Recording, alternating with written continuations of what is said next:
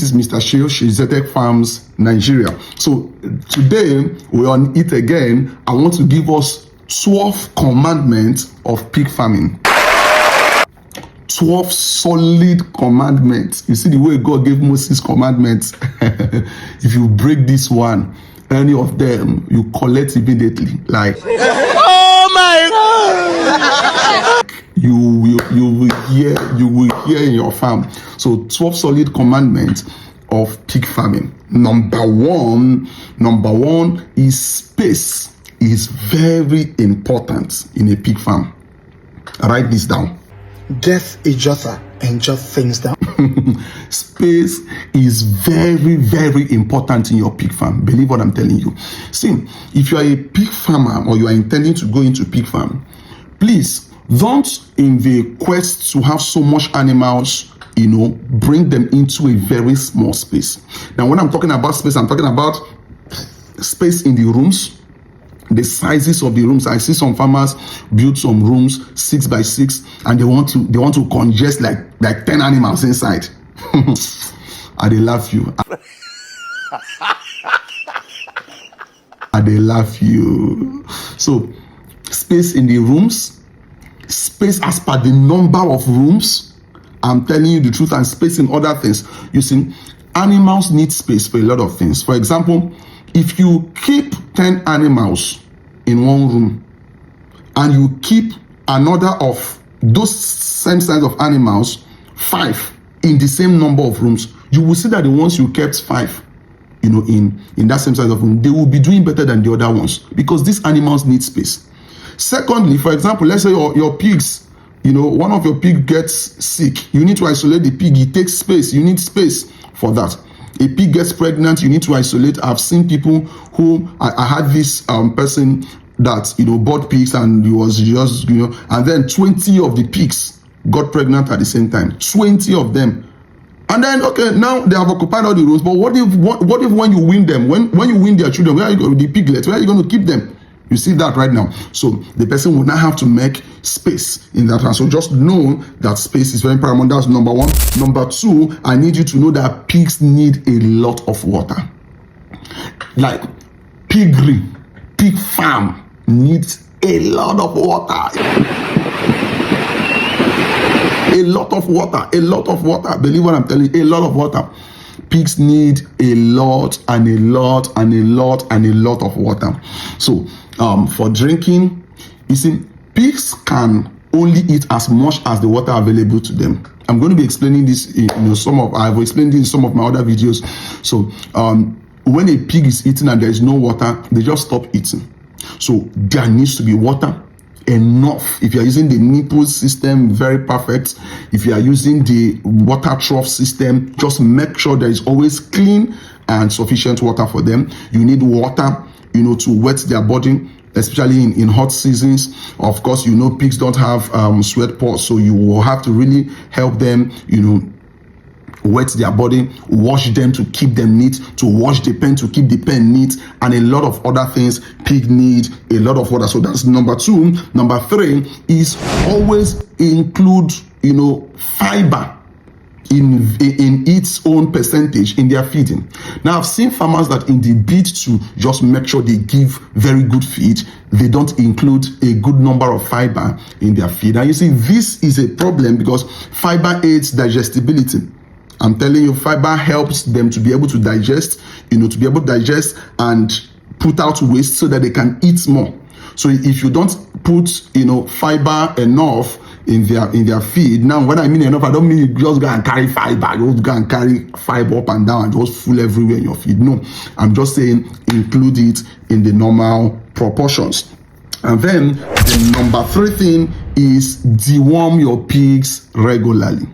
For example, in our farm, we deworm our pigs every month. The moment they are weaned, we deworm them immediately. Then, every month. And then for the finishers, the ones that have entered finisher stage, we deworm them every 2 months. So make sure you deworm your pigs regularly. Now, if you don't deworm your pigs, one of the side effects is your pigs will be eating, it will not be showing in their body. I'm telling you, they go they shop your food. They go they use 2 hours, they shop your food like this. You know, they show because something inside them is not allowing those things to reflect. So make sure you deworm your pigs regularly. Number 4 right now is disinfect, your farm.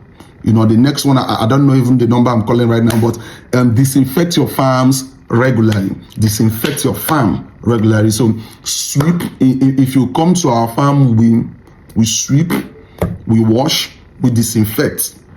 I'm going to be doing a video, or I'm going to be doing a video on disinfecting farms. One of the ways to do it in a very cheap way, where you don't have to call external people. You can do these things yourself. So just know that you should be disinfecting your farms every single time and regularly. So the next one is keep farm records. Keep farm records. Don't be the kind of farmer who does not know how old this pig is. You don't know, when you last medicated these pigs and the injections you gave them. You don't know the medical history of your pigs. You don't even know the paternity of your pigs. You see, this already makes room for inbreeding in such farm.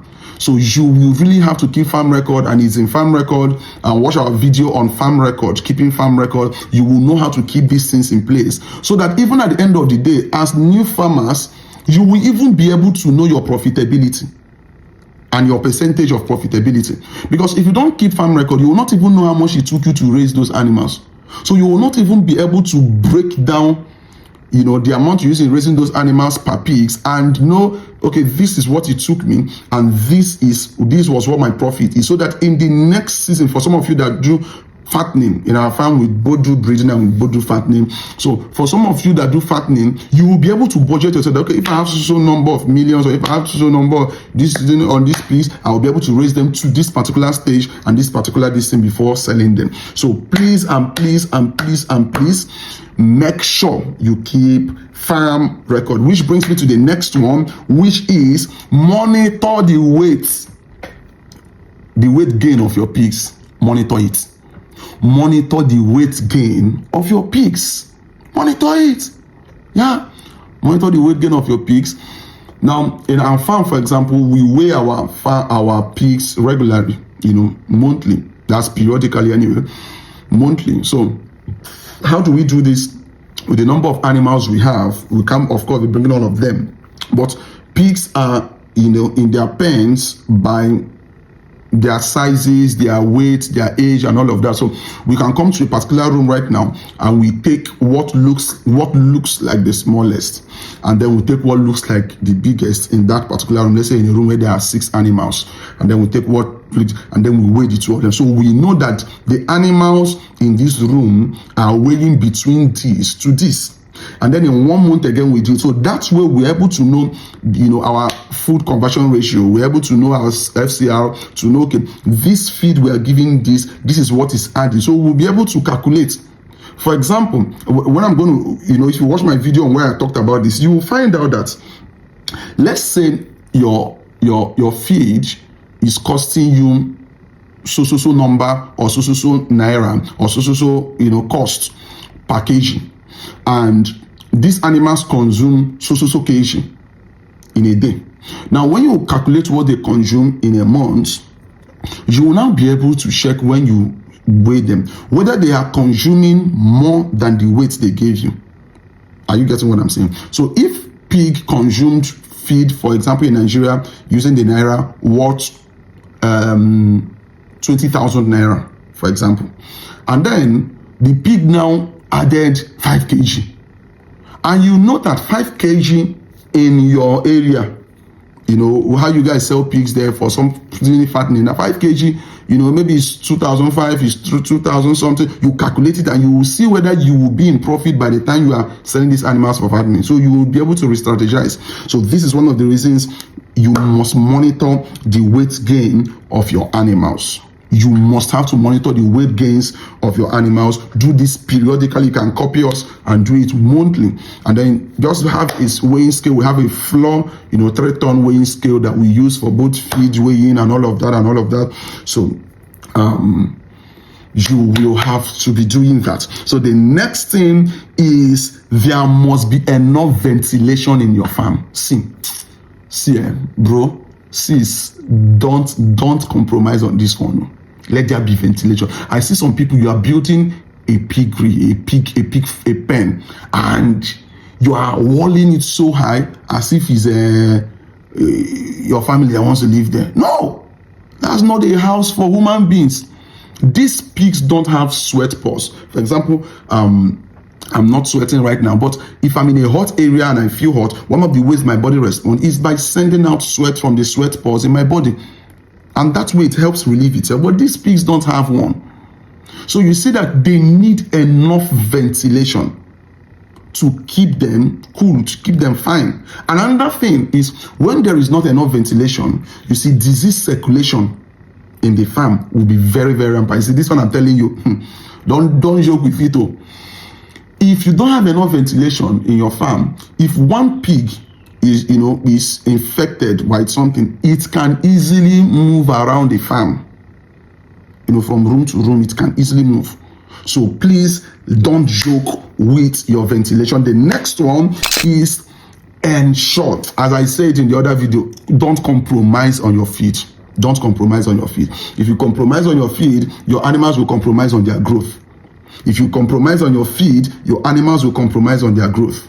If you compromise on your feed, I'm saying this once and again because some farmers don't hear. I see people send me some pigs and say, my pig is, and you are looking at the pig, is looking like fence, as thin, as lean, as those animals, those cows that Pharaoh saw in his dream. So it's compromise. See, you can buy the best breed. If you compromise on your feed, it will not give you anything. Someone will look at breed will still be better than you. So don't compromise on your feed. It's better to have 5 animals and feed them well than to have 15 animals and feed them poorly. Mark what I told you. So never compromise on your feed. And then the next one is once an animal is sick, the first medication, the first aid for sick pigs is isolation. Now, I know you may look at the animal and say, I know what is happening to this animal, but you are not really sure. I've seen cases where we thought, okay, this is what is happening to the animal based on the symptoms. And while you start treating it, you find out it's actually deeper than that. Yeah, I've some of animals we bought one time had this redness of the skin, and we just looked at it and said that let's just inject ivermectin, and then these animals will be fine in few days. In 1 week after injecting those things, they were not fine. So we found out that, the farm that those animals were gotten from, this is something you have to be very careful about, those days. So the farms, they were not neat. They didn't really, deworm these animals very well. So we had to isolate and then now start treating, and then, to the glory of God, the animals responded very well and very fine in the farm right now. So you must have to isolate them. The moment you are noticing one is sick, you isolate them. Now, one of the reasons is so that the diseases don't spread. Number 2 is that once an animal becomes sick, like human being, the animal begins to lose appetite, the animal begins to lose strength. So if you leave it where others are, their animal will have to be competing for food. If you've seen where pigs eat, you know that they compete to eat. So if that animal is already losing appetite, he doesn't really want to eat. He's now in a place where pigs that are stronger than it because of the weakness in that time is now competing for food, boxing. That animal will lose a lot of weight. But if the animal is alone and the animal knows that the feed you keep for it is just for it, nobody's competing. So if he doesn't eat now, he will eat later. So isolate them. And then the next one is clean up your pen daily before feeding them. Now, there are many farms that don't believe in what I just said, but that's what I adopt. I learned that from my mentor, and that is what we adopt in our farm. The rule number 1, when you come in the morning, you pray. And then you enter the farm, you wash the pen entirely before any drop of feed drops them, because we prioritize neatness. We know that it is very, very, very needful for their health and then for their fast growth. So So clean your farm, prioritize cleaning your farm. And then the last but not the least is be a very observant farmer.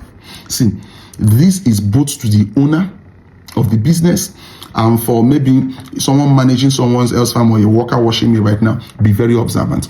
You see, pigs, because they can't talk, they are like children, they are like kids.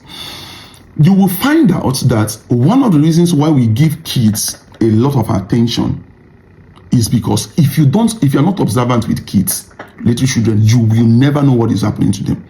It takes observation to know that this kid is not really eating well today. This kid is really crying so much. And that's the same thing with animals. They can't talk. So you will really have to be an observant farmer. You will really have to be an observant farmer. Anytime I'm not in the farm, one of the things I ask my farm workers is, are the pigs eating well? Are they working well? Is anyone isolating itself? Is anyone not playing with them? I tell them occasionally, you go to the rooms, you bring leaf or something, you try to awaken them. Wash the ones that maybe they get up last. Wash that animal. Wash it again and again and again and again. So please and please and please and please and please and please, you have to be a very observant farmer. Very, very observant farmer. If you are not observant as a farmer, business won't work in your hand. So you have to be observant. So that's the 12th commandment, and I hope this helped you, and this is going to really help your farm. So I remain Mr. Shio Zedek Farms, Nigeria. See you on the next one.